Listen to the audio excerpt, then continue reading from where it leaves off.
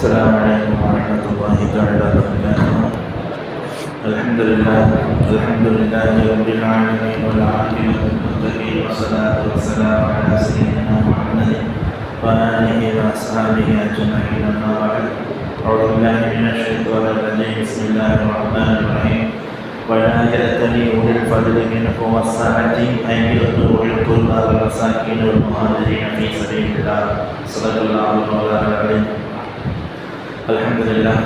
அல்லாஹ்வுடைய நாமத்தினால் நிறைந்த ரமலான் மாதத்தை அடைந்து 15வது தராவீஹ் தொழுகையை தொழுது முடித்து 14 நோன்புகளை நோற்றிருக்கிறோம். வல்ல ரப்புல் ஆலமீன் நாம் தொழுகை வழங்கிய ஸகாத்து சதக்கா போன்ற தர்மங்கள் நாம் வைத்த நோன்புகள் மற்ற அமல்களை என்னென்ன செய்திருக்கிறோமோ அனைத்தையும் அல்லாஹ் தஆலா கருணையினால் முழுமையாக கபூல் செய்வானாக. ஆமீன். அவைகள் இருக்கக்கூடிய தப்புகளின் தவறுகளை முழுமையாக மன்னித்து அதற்குரிய கோரிக்கைகளை நிறைவாக நிரப்பமாக புரிவானாக. ஆமீன். கண்ணியத்திற்குரிய அல்லாஹ்வின் இன்றைக்கு நேற்று ஆரம்பிக்கப்பட்ட சூரத்துல் நூரும் அதற்கு அடுத்ததாக ஃபுர்கான் சூராவும் அதற்கு அடுத்து ஷுஆரா சூரா முழுமையாக ஓதி முடிக்கப்பட்டிருக்கிறது. அல்ஹம்துலில்லாஹ். அல்லாஹ்வுடைய கிருபையினால இன்னைக்கு மட்டும் 227 ஆயத்துகள் ஓதி முடிக்கப்பட்டிருக்கிறது. இன்னைக்கு ஓதப்பட்ட ஆயத்துகளிலே அல்லாஹ் நிறைய செய்திகளை சொல்லித் தருகிறான். இன்னைக்கு ஆரம்பிக்கப்பட்ட ஆயத்துகளில் 2வது ஆயத்திலே அல்லாஹ் தஆலா நமக்கெல்லாம் தேவையான மிக முக்கியமாக இருக்க வேண்டிய ஒரு செய்தியை சொல்லித் தருகிறான். அதாவது வலா யஅ்தலி உலுல் ஃபத்லி மின்கும், உங்களில் அல்லாஹ்வுடைய அருள் பெற்றவர்களும் அதே போல வஸ்ஸஅதி செல்வம் படைத்தவர்களும் தரமாட்டேன் என்று நீங்கள் உங்களை தடுத்து கொள்ள வேண்டாம். எதை? ஒளில் பகுதி மின்கும், உங்களில் செலவு செய்வதை நான் இனிமேல் செய்ய மாட்டேன் என்று நீங்கள் தடுத்து கொள்ள வேண்டாம். யார் யாருக்கு என்று பார்க்கும் பொழுது முதல் நபர்களாக ஒளில் குருபா, உறவுகளுக்கு செலவு செய்து வந்த நல்லடியார்கள் இனிமேல் தரமாட்டேன் என்று நீங்கள் சத்தியம் செய்ய வேண்டாம். அதற்கு அடுத்ததாக வல் மசாக்கீன், மிஸ்கீன்களுக்கும் வல் முஹாஜிரீன் ஃபீ ஸபீலில்லாஹ், அல்லாஹ்வுடைய பாதையிலே போர் செய்யக்கூடிய முஹாஜிரீன்களுக்கும் செலவு செய்து வந்தவர்கள் இனிமேல் தரமாட்டேன் என்று நீங்கள் சத்தியம் செய்து கொள்ள வேண்டாம் என்று அல்லாஹ் நமக்கு சொல்லித் தருகிறார். மனிதக்குரியவர்களே, இந்த உலகத்திலே எல்லா மக்களும் சந்தோஷமா வாழ ஆசைப்படுறோம், அப்படிதானே? எப்படியாவது எப்பேற்பட்டாலும் சந்தோஷமா வாழ ஆசைப்படுறோம். நம்ம சந்தோஷத்துக்கு எந்த விஷயத்தை எதிர்பார்க்கிறோம் என்றால் பணம் காசு எதிர்பார்க்கிறோம். பணம் காசு இருந்தால் ஜாம் நல்ல சந்தோஷமா இருக்கலாம் என்பதாக நாம் நினைத்து கொண்டு பணம் தான் நமக்கு முக்கியம் என்பதாக நாம் யோசிக்கிறோம். ஆனால் அன்பிற்கிறவர்களே, பணம் தான் முக்கியம் என்று அல்லாஹ் நினைத்திருந்தால் முதல் மனிதனான ஆதம் அலைஹிஸ்ஸலாத்தை அல்லாஹ் சொர்க்கத்தில் படைச்சு உலா வர சொல்லும் பொழுது அல்லாஹ்வுடைய உத்தரவுக்கு இணங்க சொர்க்கத்தை சுற்றி பார்க்கிறாங்க. சந்தோஷத்தின் மொத்த உருவம் சொர்க்கம். அந்த சொர்க்கத்தை சுற்றி பார்த்து வந்த ஆதம் அலைஹிஸ்ஸலாத்துக்கு சந்தோஷம் கிடைக்கல. கொஞ்சம் சோகமா இருக்கிறாங்க, முகம் வாடி இருக்கிறது. சந்தோஷம் சொர்க்கம் என்பது சந்தோஷத்தின் மொத்த உருவம். அங்கு சுற்றி பார்க்கிற ஆதரவுக்கு சந்தோஷமாக இல்லை. புரிஞ்சுக்கிட்டாங்க. தனிமையா சுற்றும் போது சந்தோஷமா தெரியல, கூட ஜோடி வந்தாங்க சந்தோஷமா இருக்கும் என்பதை புரிந்து கொண்ட அல்லாஹ் தஆலா அவர்களுடைய விலாயிலிருந்து அவருடைய மனைவியான ஹவ்வா அலைஹிஸ்ஸலாத்தை அல்லாஹ் படைத்தான் என்று வரலாறு சொல்கிறது. அமெரிக்கர்களே, உலகத்துல வாழக்கூடிய மக்களுக்கு பணம் தான் தேவை என்றால் அல்லாஹ் முதல் மனிதரான ஆதவனுடைய சோகத்தை தீர்க்க பணத்தை எல்லாம் அளித்திருக்கணும். ஆனா அல்லாஹ் எதை தந்தான்? மனைவி என்ற உறவை தந்தான்.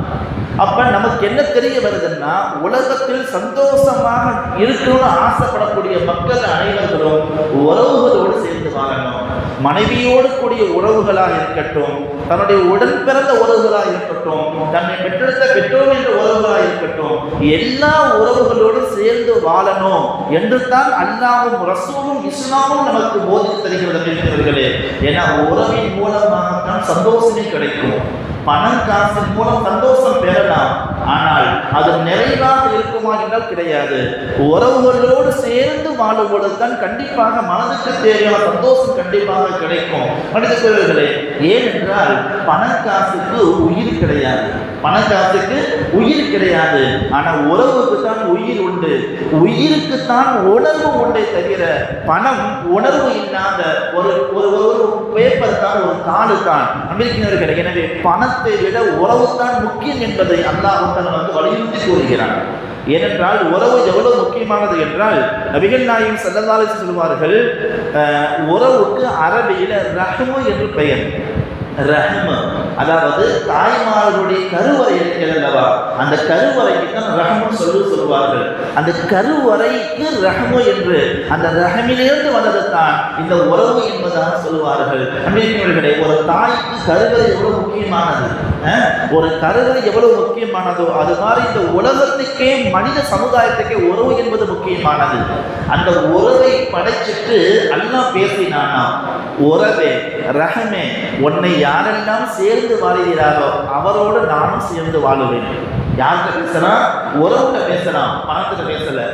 உறவுகிட்ட பேசுனா, நான் உன்னை யாரெல்லாம் சேர்ந்து வாழ்கிறாரோ அவரோடு நான் சேர்ந்து வாழ்வேன், உன்னை யாரு துண்டித்து வாழ்வாரோ அவரோடு நானும் துண்டித்து வாழ்வேன் என்பதாக அல்லாஹ் சொல்வதாக நபிகள் நாயகம் ஸல்லல்லாஹு அலைஹி வஸல்லம் சொல்கிறார்கள். என்றால் உறவு எவ்வளவு இன்றியமையாத ஒன்று என்பதை நாம் புரிந்து கடைபிடிக்கிறோம். அப்ப நமக்கு என்ன தெரியுதுன்னா, உறவுகளோடு சேர்ந்து வாழ்ந்தால் அல்லாஹ்வுடைய அருளுக்கு நாம் சொந்தக்காரர்களாக மாறுகிறோம்.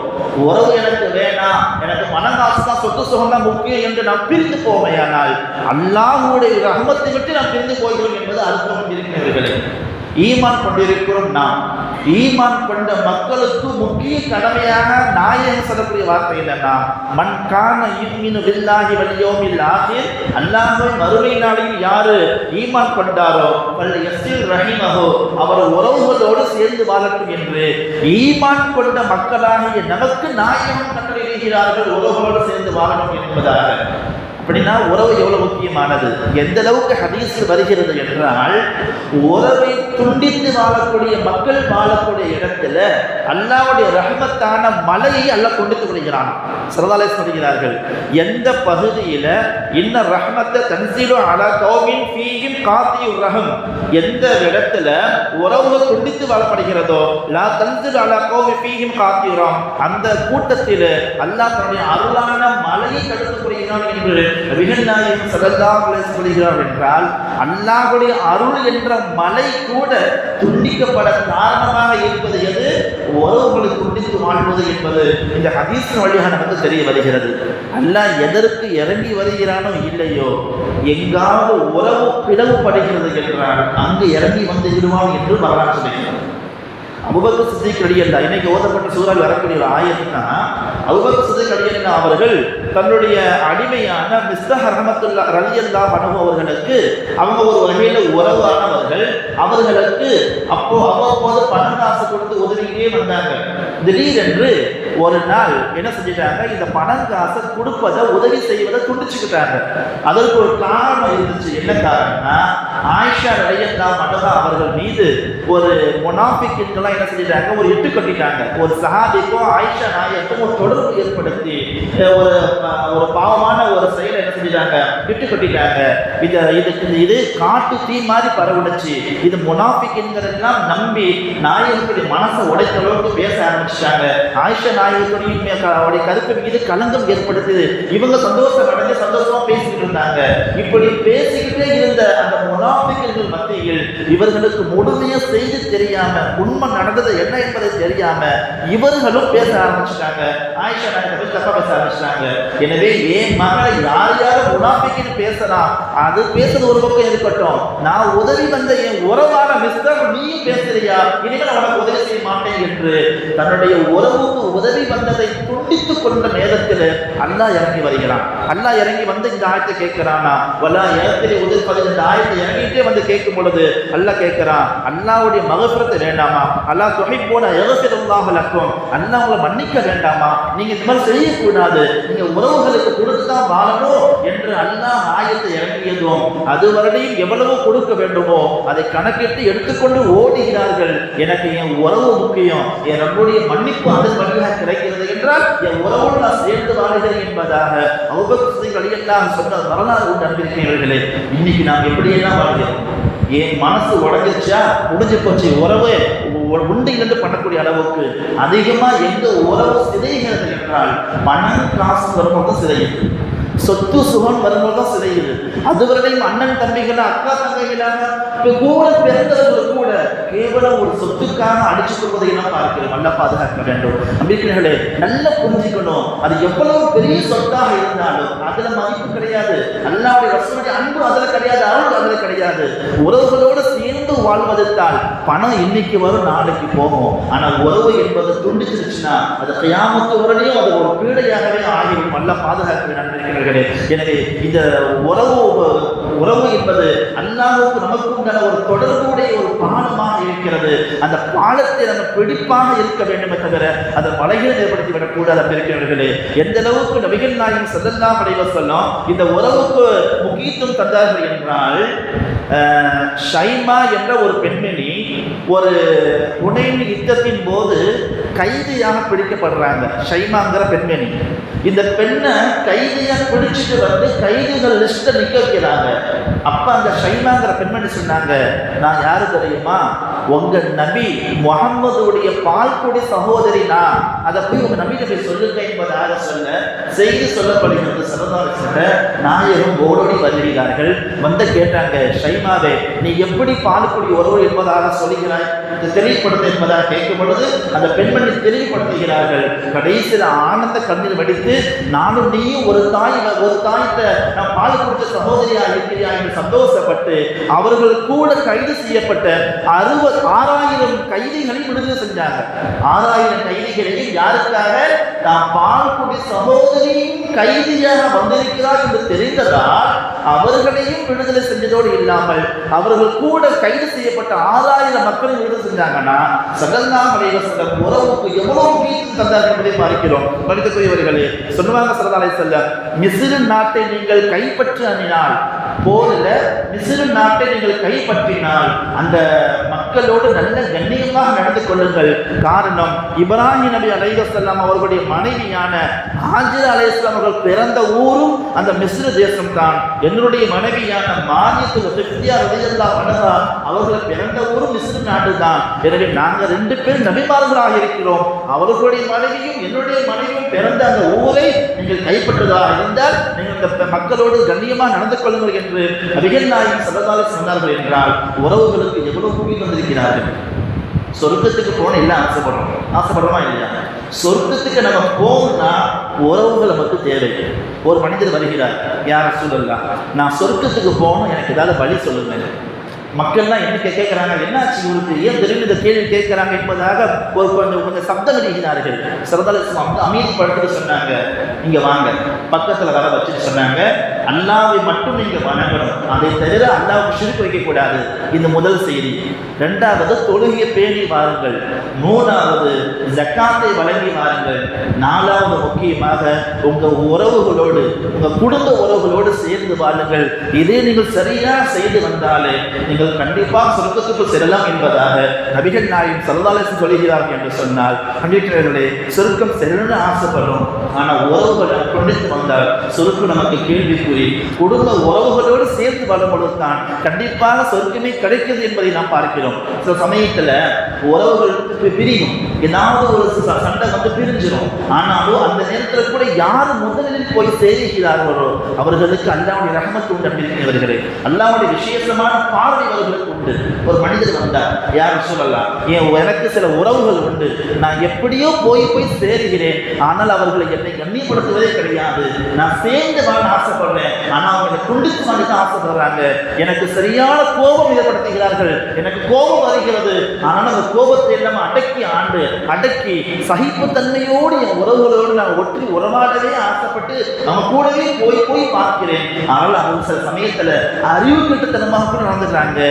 அப்படியே சொல்றார், அறிவீனமாக அவர்கள் நடந்து கொள்கிறார்கள். இந்த நேரத்தில் நான் என்ன செய்ய நாயகமே என்று கேட்கும் பொழுது நபிகள் நாயகம் ஸல்லல்லாஹு அலைஹி வஸல்லம் சொன்னார்கள், தோழரே, நீங்கள் சொல்வது உண்மையாக இருந்தால் இப்படி நடப்பது எப்படி அவங்க துண்டிச்சு வாங்க, நீங்க தூரமா போகாம அவங்க கூட சேர்ந்து வாழணும், கூடவே போறீங்க அல்லவா, இதுவே அவங்க மூஞ்சியில கரி பூசுற மாதிரி நாயம் சொல்கிறார்கள். இப்படி நீங்க செய்வது அவருடைய முகத்தில் கரி பூசுவதாக இருக்கும். அது மட்டுமல்ல, அல்லாஹ் உங்களுக்கு உதவி செய்து கொண்டே இருப்பான், நீங்கள் இந்த விஷயத்தில் உறுதியாக இருக்கும் காலமெல்லாம் என்பதாக நபிகள் நாயகம் ஸல்லல்லாஹு அலைஹி வஸல்லம் சொல்கிறார். என்றால் அல்லாஹ்வுடைய உதவி நமக்கு எப்பொழுதும் வேண்டும் என்றால் உறவுகள் ரொம்ப முக்கியம். எனவே இதற்கோ ஏதாவது ஒரு காரணம் காட்டி தயவுகூர்ந்து உறவுகளை பிரிந்து மாறாமல் உறவுகளோடு சேர்ந்து அல்லாஹ்வுடைய தூதர் ஸல்லல்லாஹு அலைஹி வஸல்லம் சொல்வது போல நீண்ட ஆயுள் வேண்டுமா, செல்வம் பரக்கத்தா வேண்டுமா, ஒன்னே ஒன்று, உறவுகளோடு சேர்ந்து வாழுங்கள். எவர் உறவோடு சேர்ந்து வாழ்வாரோ அவருக்கு நீண்ட ஆயுளும் கிடைக்கும், அதே போல செல்வத்தில் பரக்கத்தும் உண்டாகும் என்பதாக, விசாலமான ரிசுக்கும் கிடைக்கும் என்பதாக நபிகள் நாயகம் ஸல்லல்லாஹு அலைஹி வஸல்லம் சொல்கிறார்கள். எனவே ரிசுக்கு வேண்டாம்னு யாருமே சொல்ல மாட்டோம், நீண்ட ஆயுள் வாழணும்னு யாருமே வேண்டாம் சொல்ல மாட்டோம். எல்லா மக்களும் நீண்ட ஆயுள் வாழ ஆசைப்படுகிறோம், ரிசுக்கு பரக்கத்தா வேணும்னு ஆசைப்படுகிறோம், அல்லாஹ்வுடைய அருள் வேணும்னு ஆசைப்படுகிறோம். எல்லாத்துக்கும் மூல காரணமாக உறவு என்ற பாடம் இருக்கிறது. அல்லாஹ் தஆலா புரிந்து நடந்து உறவுகளோடு சேர்ந்து வாழ்ந்து அல்லாஹ் ரசூலுடைய அன்பை மறுபடியும் பெறக்கூடிய பாக்கியசாலிகளாக ஆக்கியது புரிவானாக. ஆமீன். வாஹிரு தஅவானா அல்ஹம்துலில்லாஹி ரப்பில் ஆலமீன்.